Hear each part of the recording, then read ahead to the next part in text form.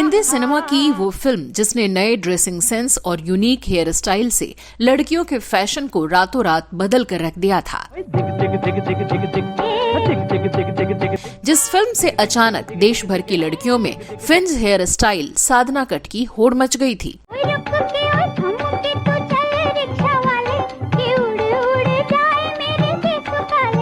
जिस फिल्म के लिए धर्मेंद्र ने स्क्रीन टेस्ट दिया, रिजेक्ट हो गए और जॉय मुखर्जी सेलेक्ट हो गए थे। हसीनों की सवारी है, हसीनों की सवारी। जिस फिल्म में गाने, स्टोरी, रोमांस, कॉमेडी के तड़के के साथ साथ शिमला की खूबसूरत वादियों का अद्भुत नजारा था। मुझसे पूछ के गए थे? आपकी तो वही मिसाल है कि बेटा चढ़ जा सूली पर, राम भला करेगा। आज के अपने इस वीडियो में हम साधना और जॉय मुखर्जी दोनों की इस पहली फिल्म से जुड़े कुछ बेहद रोचक किस्से आपको बताएंगे, तो बने रहिए हमारे साथ।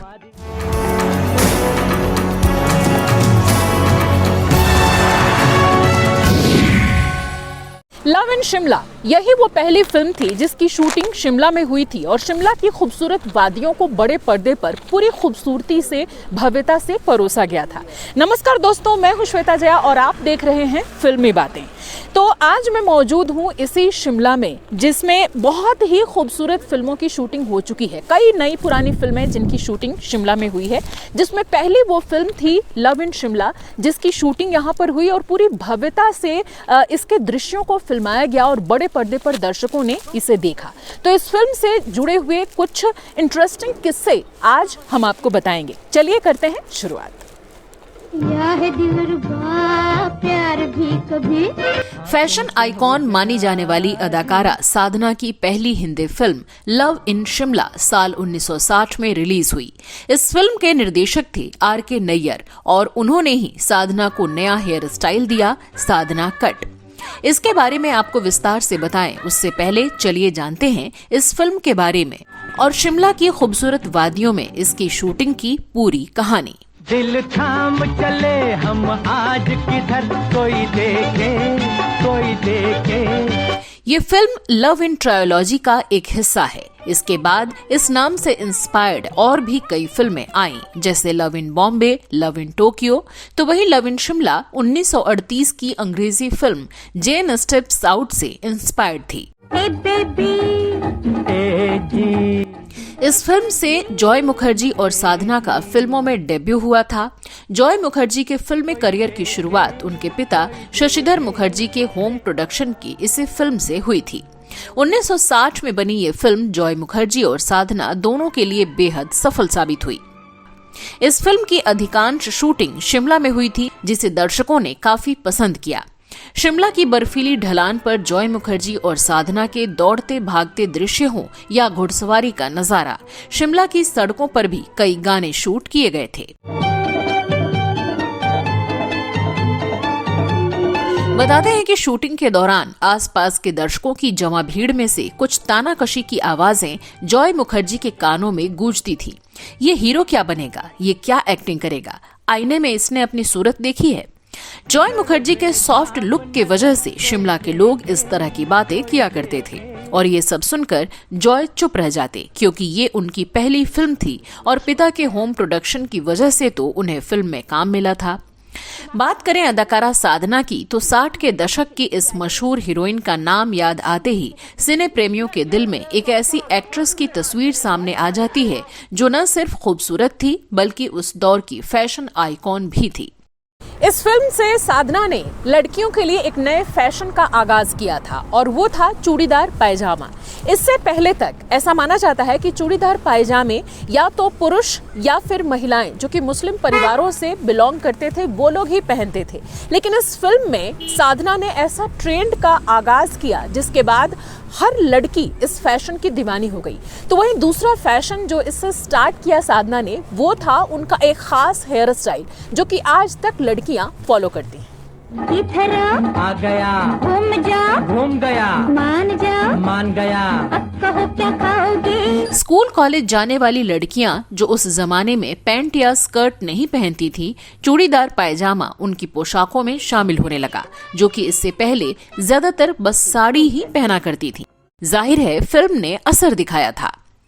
तो वहीं खास तरह से माथे पर बालों के छोटे छोटे कट से मशहूर हुआ साधना कट हेयर स्टाइल आज भी लड़कियां पसंद करती हैं, जिसकी शुरुआत इसी फिल्म से हुई थी। मुझे मालूम हो गया, अच्छी तरह मालूम हो गया, मुझे कोई पसंद नहीं करता, मुझसे कुछ नहीं हो सकता। दरअसल साधना का माथा यानी फोरहेड बहुत चौड़ा था, सो उसे कवर करने के लिए एक खास अंदाज में बालों को कट करवाया गया और फ्रिंज हेयर स्टाइल बालों से उन्हें इंट्रोड्यूस किया गया, जिस हेयर स्टाइल का नाम ही पड़ गया साधना कट। आपने मेरे बाल क्यों काट दिए? इसलिए कि आजकल मर्दों को औरत के लंबे बाल पसंद नहीं आते। क्यों दादी? शायरों ने मर्दों के बालों की तारीफ शुरू कर दी है। और बाकायदा फिल्म में इसे दिखाया भी गया कि कैसे हीरोइन की दादी बनी दुर्गा खोटे उनके लंबे बालों को काटकर उन्हें नया लुक देती हैं और कहती हैं कि अब तुम मॉडर्न नजर आ रही हो, अब दुनिया तुम्हारी दीवानी हो जाएगी। अब मालूम हो रहा है बिजली गिरेगी कहीं न कहीं। हाँ, जरा देखो तो किस तरह लहरा के चलती है। जब चश्मे वाली एक लड़की का मेकओवर करके उसकी दादी ने उसे खूबसूरत अंदाज में तैयार किया तो देश की हजारों लड़कियों ने भी अपने चश्मे उतार फेंके। तो इस फिल्म के रिलीज होते ही लड़कियों में साधना कट के नाम से भी होड़ मच गई। बताते हैं कि 1960 के उस पुराने दौर में भी हजारों लड़कियां इसे कॉपी करने लगी थीं और खुद से भी अपने फ्रंट हेयर को काटने लगी थीं। Hey baby, hey baby, school college की लड़कियां तो इस फैशन की दीवानी थी ही, गली मोहल्ले भी अछूते नहीं रहे। इधर आ गया, घूम गया, मान गया। अब कहो क्या खाओगे? Love in Shimla film superhit साबित हुई। इस फिल्म से साधना को ग्लैमरस अदाकारा की पहचान मिली तो जॉय मुखर्जी को भी स्टार का दर्जा मिला। अब कहो क्या खाओगे? जलेबी। Hey baby, इस फिल्म में गाने, स्टोरी, रोमांस, कॉमेडी वो सब कुछ था जो दर्शकों को पसंद आता है। दिल थाम चले हम आज किधर, कोई देखे, कोई देखे। तो शिमला की खूबसूरत वादियों और बर्फ की चोटियों पर शूटिंग की वजह से भी ये फिल्म चर्चा में रही। बेचैन जिगर, बेताब नजर, कोई देखे। इस फिल्म के बाद लव इन ट्रायोलॉजी की अगली फिल्म लव इन टोक्यो में भी जॉय मुखर्जी को मौका मिला और उनके साथ आशा पारेख कास्ट की गईं।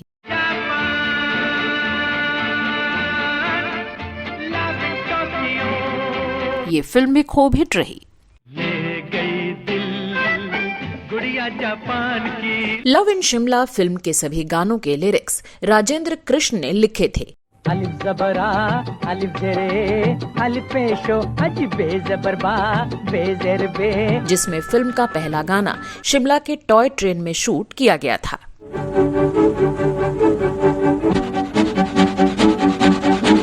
दिल थाम चले हम आज किधर, जिसे मोहम्मद रफी ने आवाज दी थी, इसमें शिमला की खूबसूरत वादियों से गुजरती टॉय ट्रेन को फिल्माया गया था।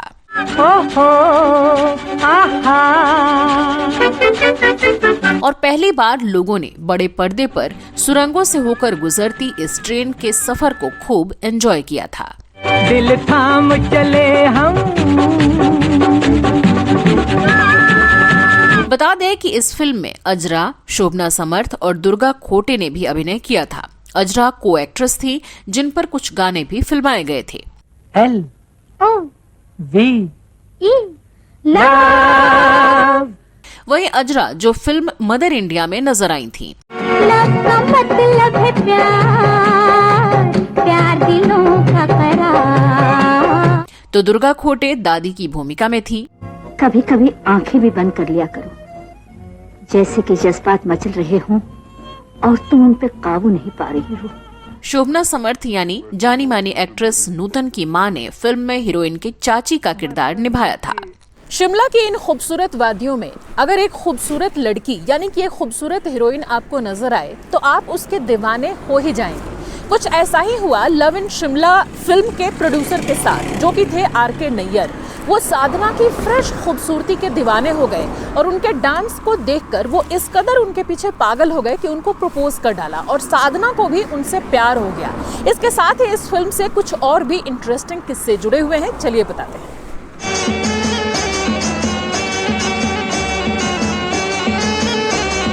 फिल्म का गाना जब शिमला के गेयटी थिएटर में शूट किया जा रहा था तो साधना का डांस देखकर उनके फिल्म डायरेक्टर उनके दीवाने हो गए। बताते हैं कि इनके रिश्ते में बिचौलिए बने थे राज कपूर। चूंकि साधना की कजिन बबीता राज कपूर की बहू थी, इस नाते राज कपूर बिचौलिए बन बैठे और आखिरकार इस प्रेम कहानी को अंजाम तक पहुंचाया और साधना से आर.के. नैयर की शादी हो गई।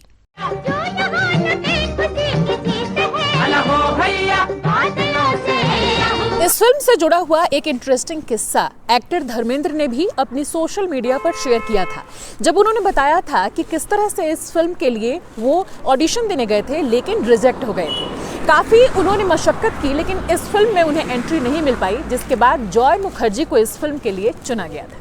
धर्मेंद्र ने साधना के साथ अपनी खूबसूरत यादें शेयर करते हुए कुछ दिन पहले सोशल मीडिया पर लिखा था कि साधना एक प्यारी इंसान, एक शानदार कलाकार थी।